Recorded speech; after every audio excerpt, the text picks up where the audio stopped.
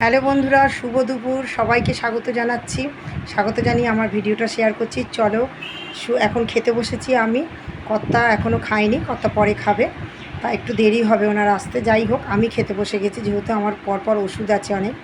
তা চলো, আজকে কি কি রান্না করেছি দেখিয়ে দিচ্ছি। আর আজকে আমি কিন্তু ভাত খাবো না, ভাতের জায়গায় অন্য কিছু খাবো, সেটাও বেড়ে নিয়েছি, তোমাদেরকে দেখিয়ে দিচ্ছি। চলো দেখো, আজকের মেনুতে রয়েছে এখানে ভাত আর পটল ভাজা, এটা আমার কর্তা খাবে। আর এইখানে রয়েছে নিম বেগুন ভাজা, এখানে রয়েছে নোটে শাক ভাজা, আর এইখানে রয়েছে মাছের ঝোল, সজনে ডাঁটা আলু দিয়ে করেছি। আর এইখানে রয়েছে চাটনি।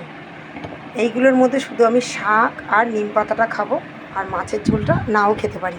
আর দেখো আমার জন্য কি করেছি, ডালিয়ার মধ্যে সমস্ত সবজি সেদ্ধ দিয়ে দিয়েছি, এটা আর কাঁচা তেল ছড়িয়ে নিয়েছি, পেঁয়াজ।